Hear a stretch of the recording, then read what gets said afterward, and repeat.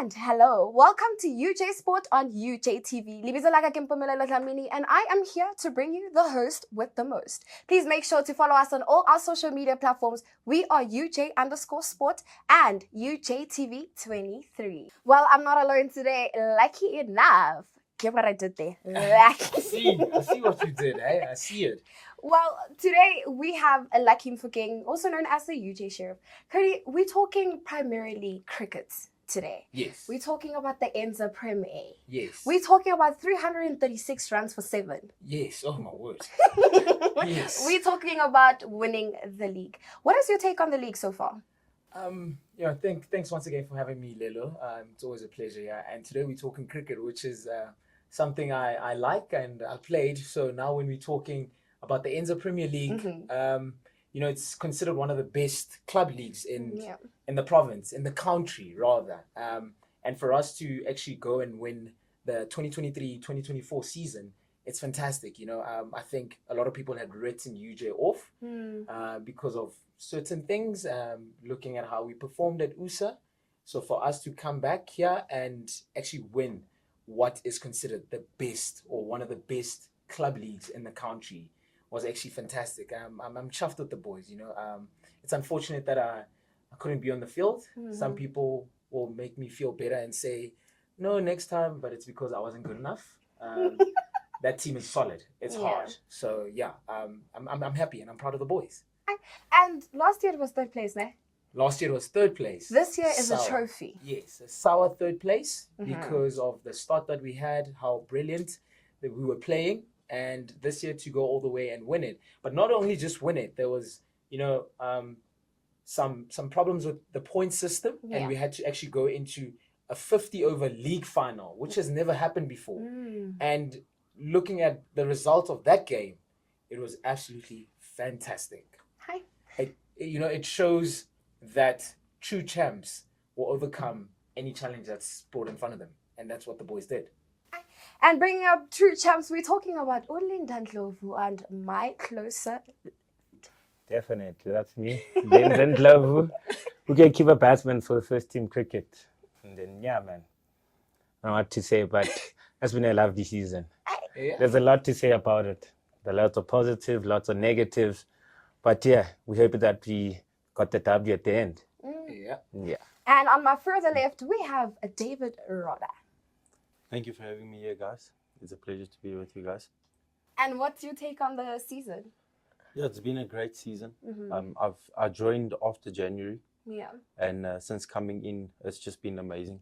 The team is fantastic. The environment is unbelievable. And yeah, to stand at the end of the season and lift the 50-over trophy is just the cherry on top of the cake.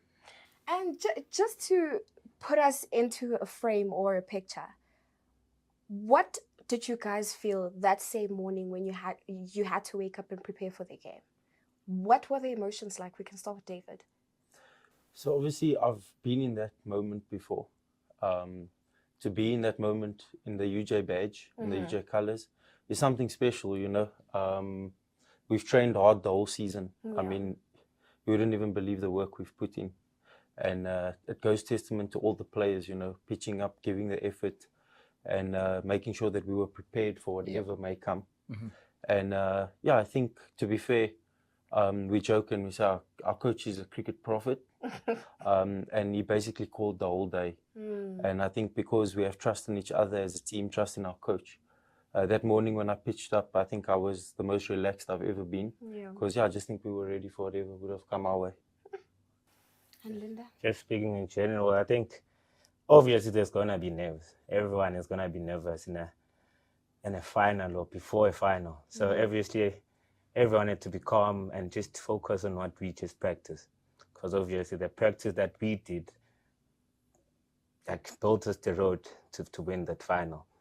Everything just happened step by step, just like Codey said. And all of that, thanks to him and his coaching staff, they really helped us a lot. And Codey, I can feel the atmosphere is just, breathtaking because I've been in a final as well. Oh, sorry, girl, sorry. But, yeah. I mean, I can feel it, and David Rhoda spoke about, being calm on the morning. He's played at a higher level, Yeah. and so has Linda. Just I just want to understand. And I think you guys contributed fairly a lot in that final. I mean, David, you opened the batting, and if I'm correct, you scored 76 off 72 balls, scoring 10 fours and 1 6.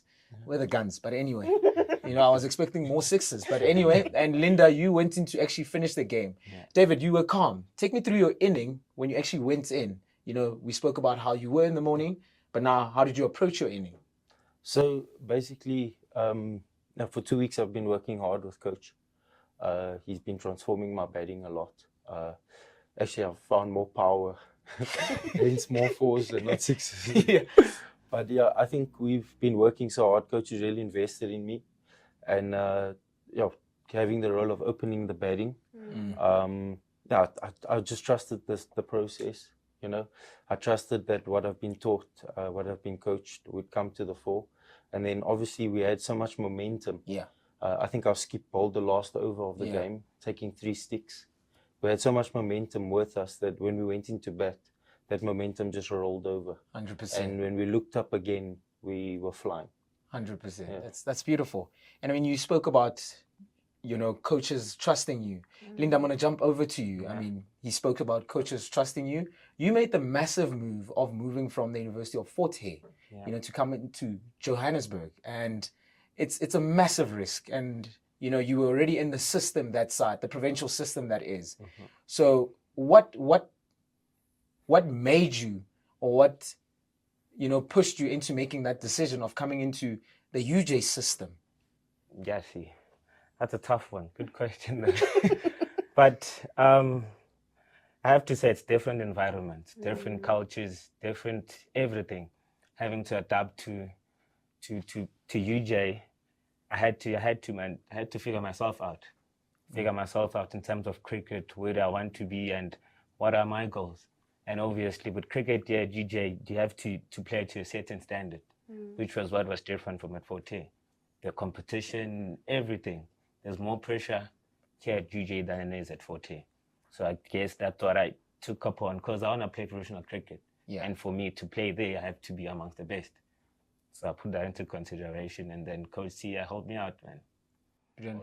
Lelo, by the way, he's the one who took my spot. And, he came all the way from Fort Hare. He came this side. He took my spot. Now I'm here on UJTV looking all pretty. And we're talking about the support system, right? Yeah.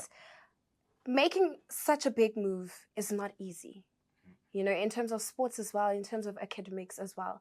But how do you guys do it in terms of balancing school, balancing club, balancing also league? How do you do it? We can start with David. Yeah, so I think, first of all, the program and the system needs to be right. And I think UJ have it spot on. Yeah. To balance your studies, your work, for some of us as well, and your playing, and being ready for big matches.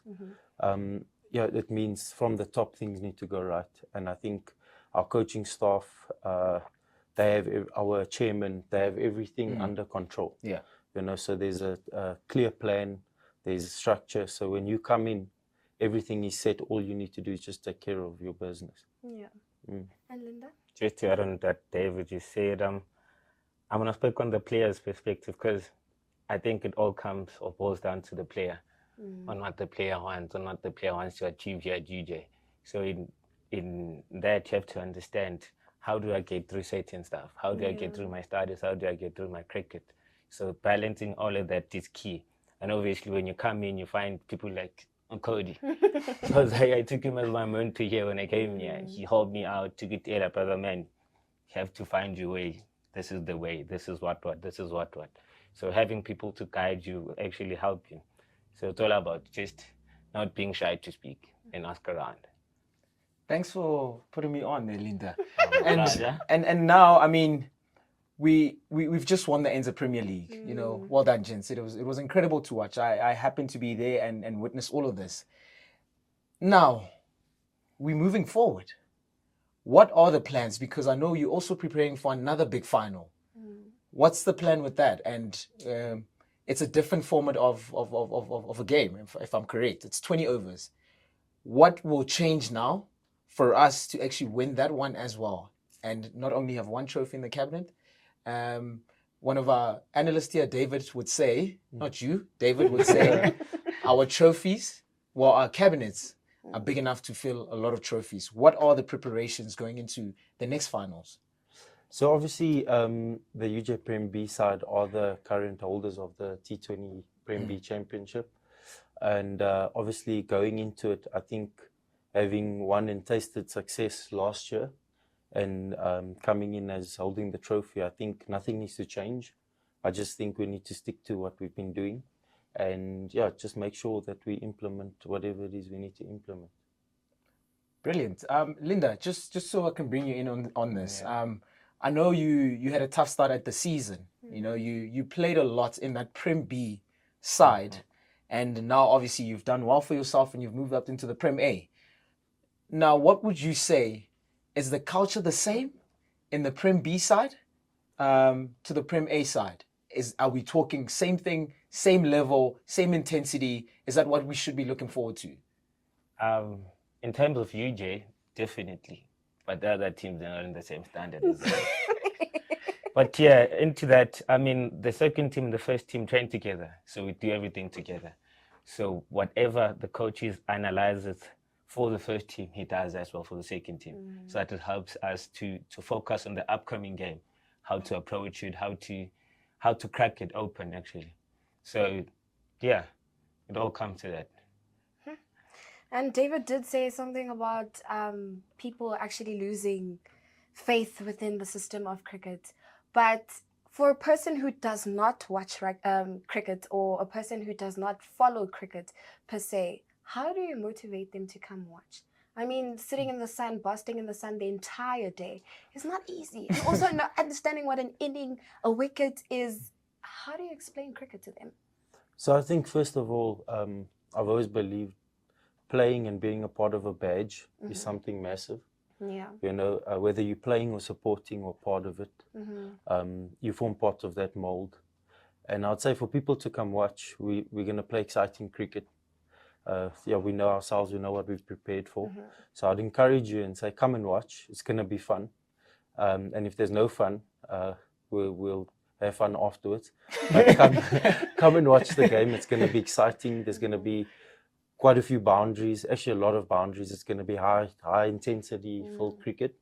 We're very sure to put on a show, especially for our supporters. And yeah, we play for the badge. So if you're coming to support us, we're going to be playing for you as well. And Linda, just explain to me, what is a 4 and what is a 6? Yeah, see. This is a boundary. This is a boundary. The 4 is actually when the ball goes over that boundary line. I don't know if people know what the boundary is, but if it hits the boundary on the ground, but then if it goes over, that's considered a 6. So that's the difference, actually. So basically, the cricket pitch is marked with boundaries. Yes. So once it touches the boundary, it becomes a 4. Yes, on the Once ground. it overlaps that Straight boundary, from the bat. straight from the batting, It's a 6. it's a 6. And I mean, David, you spoke about how you've been working hard, and I'm expecting a lot of those 6s. I've seen him hit them. You know, I know you are a more organized batter. You read a lot into the game. It's more mental than anything for you. Whereas with Linda, he's a typical, you know, we call them West Indian with flair. He goes out, he just throws his bat and he has fun. So now, what are the preparations for the guys? And I mean, most of our guys have been playing a lot of time cricket, playing a lot of 50-over cricket, and now going into T20. What is the change, and what are the conversations with the management? Coach Sia, you know, I know he has these conversations a lot. So what would he say to someone like you who can't hit a 6? I'll put you on the spot. Yeah, thank you for putting me on. Yeah, I think you would have a lot of confidence in me. I think you've seen me hit more 6s than what we're speaking about now. But yeah, I just think the talent we have in the group, in the modern day game, players know when to switch on and switch off between formats. And yeah, I think the language that we speak is consistent throughout, whether we're training for T20 or 50 overs. So I think, yeah, it's just clear. I think the boys know when to switch on and switch off. I think our coach has ensured that. He's taught us that, and he's also helped us to apply it. Yeah. You know, through Yeah. our preparation. So yeah, I think the boys are ready to go. I think we've played enough cricket, enough T20 cricket. I mean, to get to the final Yeah. is really testament of what we've been doing. So I think to come out of 50 overs back into T20 with everything our coaches have been preparing us with, I think the guys are good to go to pick up from where we left off. Absolutely brilliant. Linda, Just to add on what David said. Yeah. Just to add on what David said, I think obviously players have their own roles and it's all different. Yeah. So understanding your role from format to format is quite key, and it makes the job easier for the coaches so that everyone adapts to every situation quickly. So yeah, proper conversation that we're having at the moment. Proper. I mean, Linda, you know, you spoke about earlier how coming into the system, having people to guide you has been. You know, I'm just thinking from the outside and to all our viewers now. How has it been? And I mean, this could be a question asked to one other first year about you. How's it been having someone such as David in the team who's played a lot of cricket, who's got a lot of experience behind him, and he speaks, you know, good game, but not only does he speak it, but he plays that. How has it been having someone like that, you know, in the change room? Yeah, he's putting me on the spot, sure. Obviously, David, you have to understand what type of person he is before you can understand everything that he says. With cricket knowledge, it's all about him understanding where you're trying to be and how he can help your game. So obviously, conversation are going to be different from player to player. But with me, it's understanding that Linda wants to play pro cricket. How am I, as David, going to help him do that? It's either with me sharing my knowledge, me sharing my skills with him, or just anything that's going to help him get to where he wants to. Okay, so having, I can say, senior guys in a team really does boost a team 10% higher than what it is, just because of the knowledge that's around you. And talking about the knowledge and boosting a team from a senior perspective, Yeah. remember, everyone has a common goal, but not everyone has the same mindset to reach the common goal. This is where each and every person needs to understand their role as an individual in this team sport, because there's no I. But now, the conversations you guys have, from a person who comes directly from an underdeveloped background, and now you come into UJ, what do you guys talk about, or how do you assist as seniors? Whoa. Yes, it is. There's a lot. I'll start with Codey. Codey helps us get jobs, man. Codey helps us get gigs. Those gigs help us get cash so we can come to practice. Well, that's for guys who don't stay at race. So with that, I mean, if you want to be a coach in the future, that adds on in your CV. But yeah, man, yeah, that's a tough one. That's a tough one. That's a tough one. I think backgrounds are so important into a person's life that they shape them into what they want to be.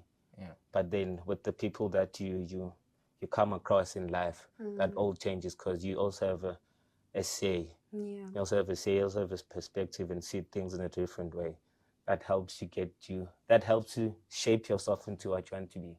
But yeah, man, I don't know what to say. I don't know what to say. Yeah, I think it is. It's a tough question because there's so many angles to it. What I would say is the culture that you build. You know, I think coaches build such a strong culture that wherever you find yourself from your background, where you come from, you can navigate yourself in that culture. And I think that's been something special. Yeah. You know, so many different dynamics of backgrounds, different players, different personalities, yet in one culture, like you mentioned, we have the same mindset. We have the same goal. Everybody wants to achieve the same thing. So I would say the culture's made it easier. The team culture, it's accepting, it's welcoming, but it's also changing. Yeah. And I think people will agree when we say this. You come to UJ, you play cricket, your life changes. 100%. You know, in 100%. all ways. You know, I think Linda touched on one or two things, but in all ways, we'd sit here for a week if we have to speak about it all. But no, really, it's life changing. It's really a special environment. and we've seen guys from all backgrounds become better people. You know, looking after the environment, looking after one another, always making sure the next guy is well looked after, is something special. And yeah, we've seen lives change. Linda, you are an All Boy at Jeppy, you know. Are you happy to be back in Joburg? But this question is, are you happy to be back at UJ, and do you think this was the best decision you've ever made? No, definitely. With UJ, there's more opportunities. There's more opportunities to get you where you want to be. In UJ, you get proper coaches. CICB as one of the best in the country, in my eyes. So with coaching like that and guidance like what we have at UJ, it's definitely the best choice that I've ever made. And yeah, we're still going, mate. We're not done yet. People must know we're not done yet. And Davido, just one more from me. You come from a long and rich history of cricket. Are we going to keep you here at UJ for another season or two, hey? Because of the impact that you've had on the younger guys coming into the system. That's just what I want to know, and I'm sure anyone who's watching this now would be interested to know that, because guys like you with so much experience, so much knowledge to give, they come, they plant a seed, and they leave. Which is what it's growth. But what is your future at UJ Cricket looking like? Yeah, so I think everybody that knows me will know I hold Coach Sia in high regard, Coach Sia Sibonga, Siabonga Sibia. And yeah, I hold him in high regard, as much knowledge as I would like to think I know. The honest truth is that since I've been here for the past 3 months, I've learned more in my entire life in 3 months. And that's the beauty about sport. That's the beauty about being in an environment like UJ Cricket, I think I've learned so much. So if we speak about how long will I still be at UJ, and I think coach is given to me, UJ Cricket's given to me much more than what I've given in the past 3 months. So I think it will take a long time for me to give that back. So if we're talking years, I can't tell you now, but I know that one day I would like to retire my club cricket career at UJ. Very diplomatic. I like him, right? And I just want to ask just one question about the past. When you started playing cricket, you set yourself a goal. You went through entire record of cricket and different clubs. Looking back right now, what is that one thing you wish you had learned prior to moving on? I joke about this a lot, but I wish I met Coach Sia earlier. But yeah, I think that one thing would be having a coach that cares about you. I think you become complacent and you don't actually realize what you have until you don't have it. Especially as a player, like you've been there, and we've all been there. To have a coach that understands the next level of the game and how to get you there is something money can't buy you, And I think that's the one thing I wish I had from the get-go. Linda? Yeah. Besides going to Forte and coming back. I wish I had just good advice, man. Yeah. Good advice on how to approach everything in this game. Because cricket is a tough game. It's draining mentally, physically, and just having the correct advice from the right people who've been there. People who could tell you, Ella, in order for you to go there, you have to do this. Yeah. I think that's important. It could actually help you to get where you are in terms of your cricket, rather than skills only, but you being mentally in the correct space to face anything that comes your way. I think that's important. I want to know your role models. Yeah. Ask my mom. Hey. Surely, bruv. Mandlo.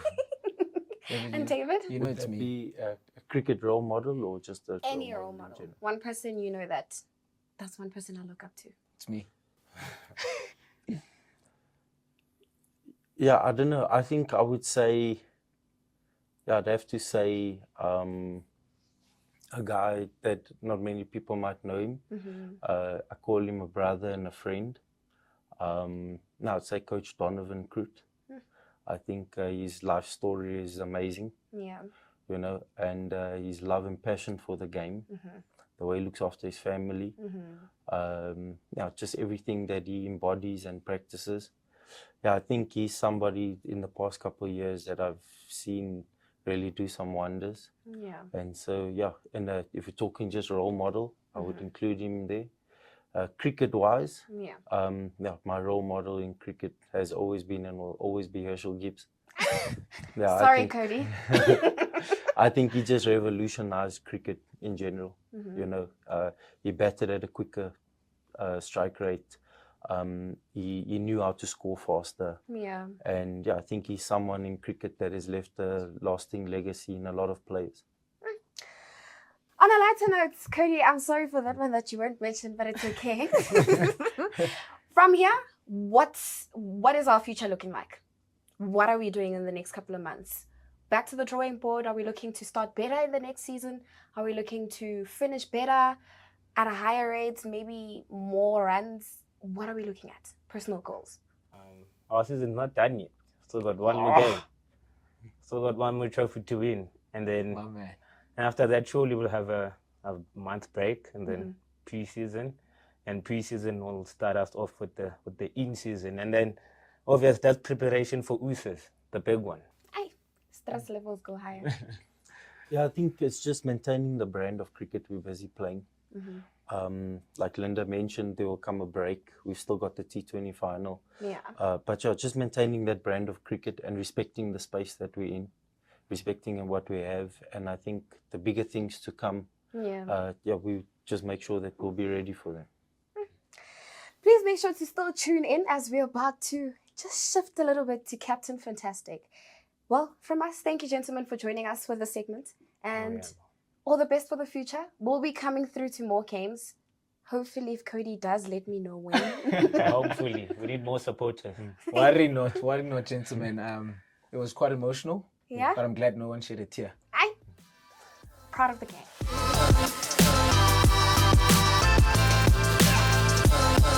Cody, I can tell you for sure, that interview was one for the heart. Oh, yes. Almost shed a tear. No. Just a little bit. Don't expose Just me. a Just a little bit, eh? But now we're talking to Captain Fantastic, Captain Fantastic indeed. Kieran Chrome. Hi. Thanks for having me. You know what's the thing, eh? What's the thing?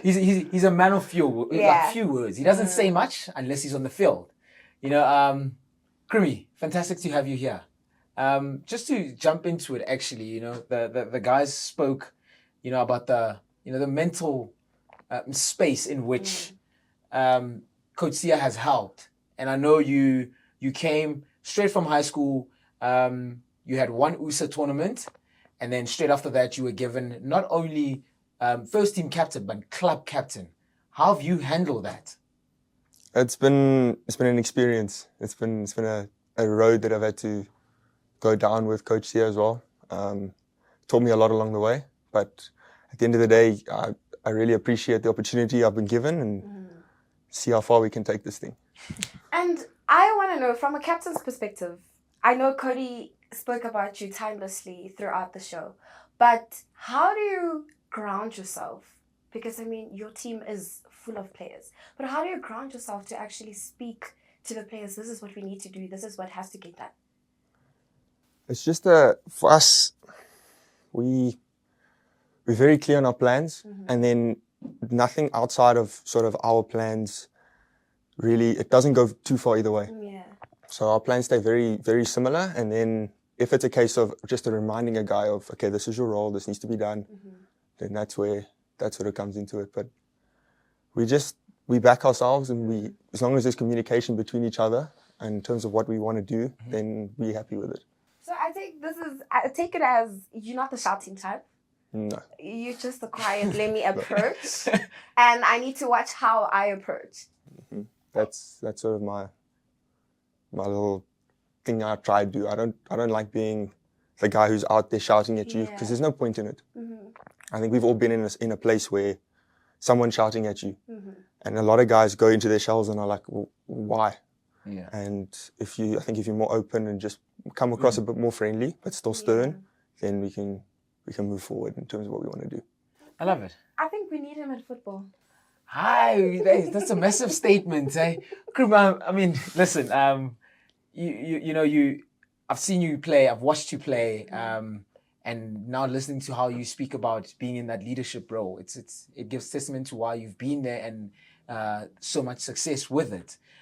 This season, man, it's been crazy. I know you don't like this, but I'll do it anyway.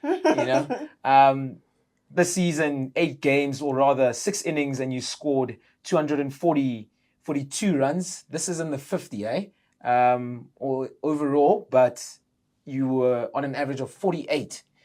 The balance, man.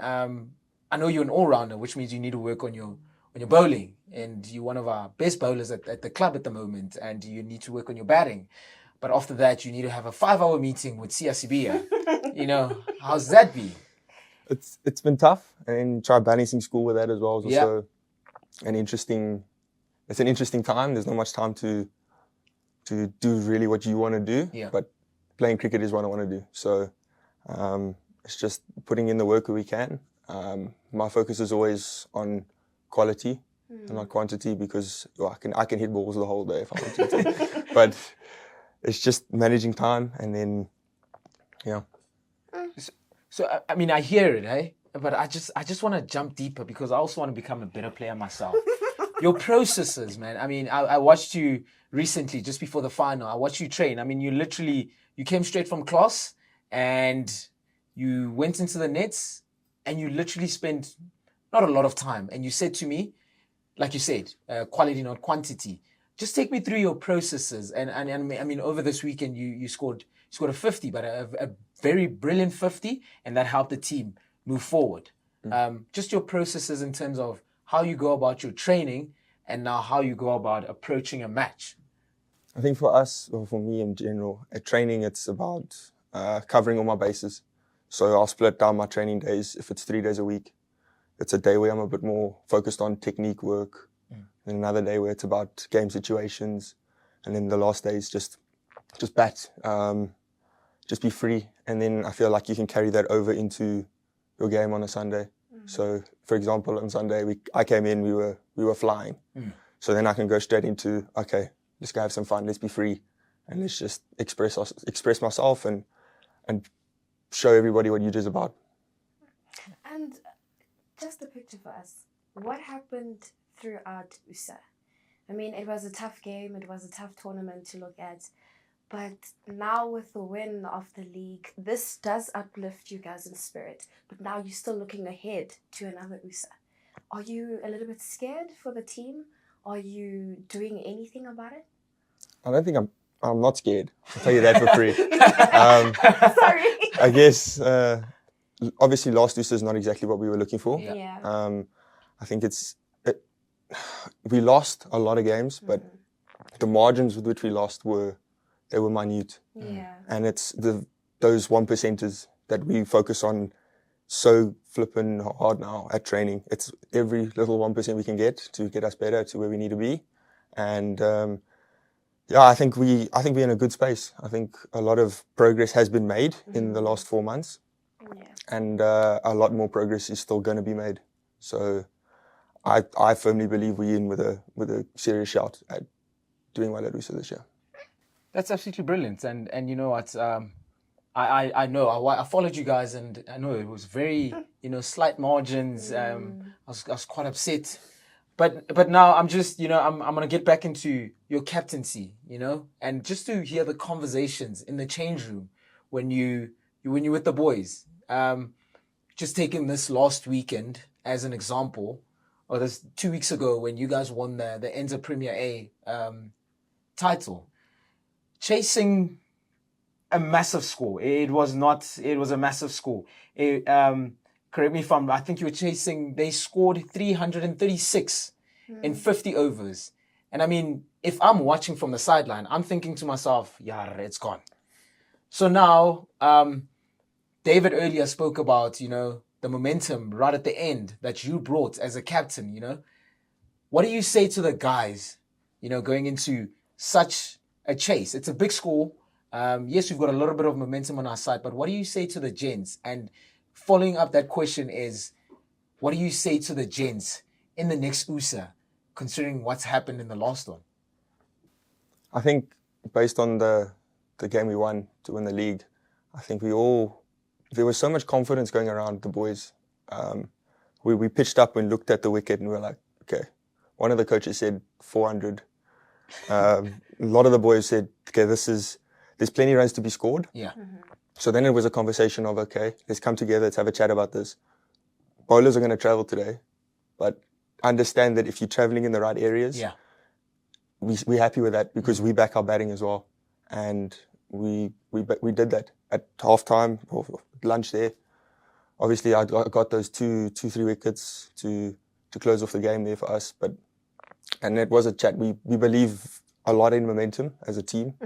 And we said, listen, we've got the momentum here. So it's up to you guys as our opening batters whose role is to go out there and enforce and be the guys that are going to belt you around the park.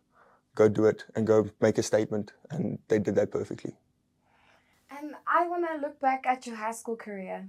You're currently in university, and I can imagine in matric you were so afraid that I don't know what's going to happen when I get to university. But looking back at you, the final day writing your exams, what could you say to yourself? I think be calm, trust the process. Because yes, like you said, I didn't know what I was doing. I had no idea. And obviously I've been blessed with this opportunity to play at UJ, and I'm really grateful for it. I know little Krumi is here as well. That is Callum, your brother.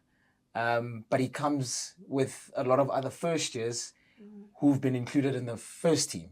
You know, I think from last year to this year, we've had an addition of 2-3 new first years. How do you get those boys to gel with the rest of the team? Because, I mean, when we're speaking to David, he spoke about the culture. How do we get the younger boys to just come in and actually be a part of that? And before you go into that, how was it done for you? And how do you then pass on what was given to you to the younger guys coming up? I think for me personally, when I first started, it was a case of, it was such an open environment. I mean, as the new guy coming in, you're going to university and you're thinking, okay, I'm now going to be this small. Yeah. No one's going to care about me. I'm going to just carry on, do my little thing. And I was shocked when you get to the place and everybody's open, everybody's friendly. Yeah. There's nobody's sour that you're taking his spot or your competition now. It's all it's open. The culture we have here is special. And I think we just try to carry that on every year with the new first years. If it's going and having a team braai on a Friday together, and we go sit there and we go chill and we have a Coke and have a braai, and that's just that's how it's been done, and we're trying to keep that going in the future. And I know in terms of family, having the same sibling play the same sport, it's a little bit. Sometimes it's a benefit. You know, you guys can learn from each other, and sometimes it's not a benefit. It's very disadvantaging. How do you deal with that? I think me and my brother have a special relationship that way, in that we've done it before. Yeah. We've played together before. And it's a case of, okay, fine, you're not there to outdo each other. Yeah. You're there to, it's not garden cricket anymore, where you're trying to get the other one out. You're in a team together, and it's the team's goal first. Yeah. So that's just the mindset. Brilliant. I'm not saying anything about my sibling, but I'm just saying. No, I saw that. I saw that. She's got her sister in the rugby team as well, but they're not as good as you guys. Go forward, cricketers. Now, Kieran, I mean, I hear what you're saying in terms of, you know, you and your brother helping each other out, and it's absolutely a brilliant story. Mm-hmm. I just want you right now. I mean, we always talk about the University of Johannesburg as, you know, as an institution being very brilliant, and now when we look at the sporting side, across all sporting codes, we're big. We're doing a lot of big things. We're doing well. We're collecting trophies. We're competing in every section that we're in. Now, I want you to probably just look into that camera and tell a first year who's at, let's say, Pretoria Boys, and who's just caught in between going to one other university and the University of Johannesburg. What do you say to them? What environments are they coming into, and what can they expect? Just looking into that camera. Well, I think you University of Joburg and UJ cricket as a whole, it'll open your life. It'll open up your life. It'll give you so many opportunities, so many experiences that you would never have if you were in a different place. It's an unbelievable journey you go through being here, and I can't fault one minute of it. And he seals the deal for us on a very correct way. Congratulations on the win.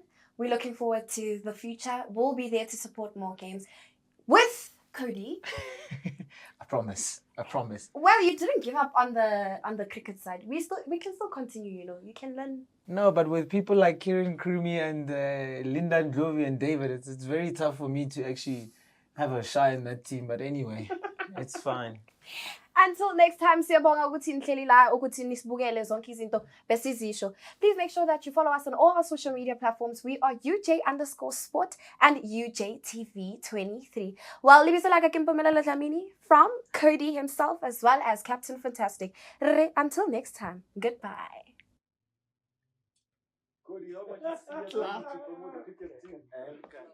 The University of Johannesburg, the future reimagined.